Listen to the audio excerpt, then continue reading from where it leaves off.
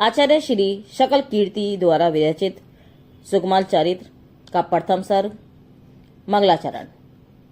देव सास गुरु को प्रणमी सब जग को सुखदाय।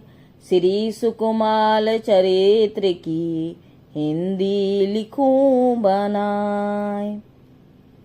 अपने तथा अन्य भव्य जीवों के अनिष्ट की शांति, इष्ट की प्राप्ति और शुभ कल्याण के लाभार्थ देव शास्त्र और गुरु की वंदना और स्तुति करके अनेक गुणों के समुद्र श्री सुकुमाल स्वामी के पवित्र चारित्र का यहाँ वर्णन करेंगे।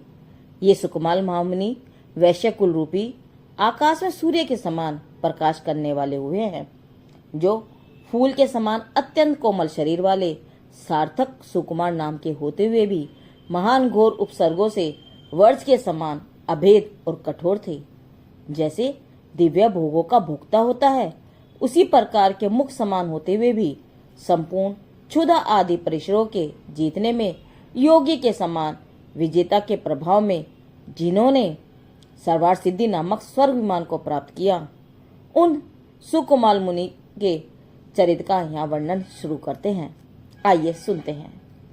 देवों तथा उत्तम मनुष्यों से परिपूर्ण 1,00,000 योजन विस्तार वाला लवण समुद्र से वेष्टित असंख्य द्वीप राशि के मध्यवर्ती जम्बू वर्ग से चिन्हित नदी, पर्वत, देश, नगर, ग्राम आदि से सुशोभित राजाओं के समूह में चक्रवर्ती के समान जम्बूद्वीप है। इस जम्बूद्वीप में 1,00,000 योजन ऊंचा समस्त मेरुओं में सुंदर जिन मंदिरों से सुशोभित सुदर्शन मेरु है। यह मेरु अनेक देवों, अप्सराओं, विद्याधरों और ध्यानस्थ चारण रिद्धिधारी मुनिराजों से शोभायमान है और ऐसा लगता है जैसे देवों में इंद्र। इस सुदर्शन मेरु के दक्षिण दिशा में 526 योजन और 19 में से 6 अंश विस्तार वाला विद्याधरों देवों तथा भूमि गोचरी राजाओं से वेष्टित धर्म और चारित्र की बखान धर्मात्मा और धर्मायतनों से पूर्ण भरत क्षेत्र शोभायमान है। इसी भरत क्षेत्र के मध्य भाग में आर्यखंड है, जो अरहंत भगवान, चक्रवर्तियों आदि से सुशोभित स्वर्ग और मोक्ष को साधन करने वाले महात्माओं के निमित्त कारण रूप एक असाधारण धर्म की खान के समान धर्म प्रवृत्ति से विभूषित और आर्य लोगों का निवास स्थान है। इसी आर्यखंड के नाभि के मध्य नगर, पत्तन, खेत, पर्वत, ग्राम और वनोपवन आदि से पूरित दानी, धर्मात्मा, चतुर, विद्वान, सब प्रकार के श्रावक, मुनिराज आदि सज्जनों से परिपूर्ण अंग नामक देश सुशोभित हो रहा है। उस अंग देश में धर्मात्मा विद्वानों द्वारा सुशोभित ऊंचे ऊंचे कोट, खाई आदि से अयोध्या नगरी के समान दानवीरों, योद्धाओं जिनमें बड़े बड़े उत्सव होते हैं, ऐसे जिन मंदिरों से सुसज्जित चंपा नाम की नगरी है। इस चंपा नगरी का जनता के पुण्य से प्रतापवान धर्मात्मा, विवेकी, चतुर और सच्चरित चंद्रवाहन नाम का राजा था, जिसके प्राणों से भी प्यारी समस्त पुण्यशाली लक्षणों से सुशोभित लक्ष्मी के समान श्रेष्ठ लक्ष्मीमती नाम की रानी थी। इस राजा के यहाँ नाग शर्मा नाम का पुरोहित था, जो कुशास्त्रों का ज्ञाता, क्रूर हृदय, जैन धर्म का द्रोही, महान मिथ्या दृष्टि था, जिसके रूपवती त्रिदेवी नामक स्त्री थी और उनके लक्ष्मी के समान सुंदर नागश्री नामक पुत्री हुई, जो कि विवेक, रूप, ज्ञान, विज्ञान आदि गुणों से संयुक्त थी तथा जो देव कन्या के समान सुशोभित होती थी। एक दिन यह नागश्री अनेक ब्राह्मण कन्याओं के साथ क्रीड़ा करती हुई नगर के भार वाले उद्यान में बने हुए नाग मंदिर में मूढ़ बुद्धि से पुण्य लाभ की कामना करती हुई नागों को पूजने चली गई। उस उद्यान में नागश्री ने किसी पूर्व भाव में संचित पुण्य कर्म के फल से रिद्धिधारी, विद्वान, महाज्ञान रूपी समुद्र के पारगामी संसारी जीवों के कल्याण में तत्पर, सम्यक दर्शन, सम्यक ज्ञान, सम्यक चारित्र तथा तप, ध्यान और अध्ययन में लीन प्रास्तुक स्थान पर बैठे हुए ऐसे सूर्यमित्र और अग्निभूति नाम के 2 मुनिराजों को देखा। वह नाग पूजा का कार्य समाप्त कर मुनि महाराजों के पास आ गई और उनके चरण कमलों को भोलेपन से ही सिर से प्रणाम कर उनके निकट आ बैठी। सूर्यमित्र मुनिराज ने अपने ज्ञान से उस नागश्री के पूर्व जन्म के वृत्तांत एवं होने वाली सदगति को जानकर उसको संबोधते हुए कहा कि हे पुत्री, स्वर्ग के कारणभूत गृहस्थ धर्म को तू धारण कर, जिससे तू इस भव में भी सुख पाएगी और परलोक में भी तेरे महान अभ्युदय होगा। क्योंकि धर्म से ही 3 लोक के सारे सुख मिलते हैं और धर्मात्माओं के सैकड़ों मनोरथ अपने आप ही सिद्ध हो जाते हैं। मद, मांस, मधु और 5 उदंबर फलों के त्याग से, जुआ, चोरी आदि सप्त व्यसनों के छोड़ने से, हिंसा अनुव्रत, सत्याणु अनुव्रत, अचौर्य अनुव्रत, ब्रह्मचार्य अनुव्रत और परिग्रह प्रेमानुव्रत, इस प्रकार इन 5 अनुव्रत के धारण करने में गृहस्थ का धर्म बनता है। वर्ती धर्मात्मा मरकर स्वर्ग में ही जाता है और अवर्ती हिंसा आदि महापापों से नरक गति या पशु गति में रूलता है।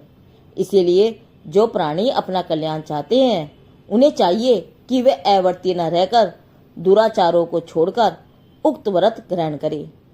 श्रेष्ठ आचरण का नाम ही वास्तव में धर्म है। सूर्यमित महाराज के मुखारबिंद से यह उपदेश सुनकर नागश्री बोली, हे स्वामिन, वे कौन से व्रत हैं जिन्हें सुख चाहने वाले मानव पालते हैं? नागश्री का यह वाक्य सुनकर वे मुनिराज बोले, हे पुत्री, तेरे कल्याण के लिए मैं उन व्रतों का स्वरूप बताता हूँ जिसे तू सुन। पहला अहिंसा अनुव्रत तो यह है कि जितने भी तरस जीव हैं उनको अपने ही समान समझ उनकी मन वचन काय से रक्षा करना।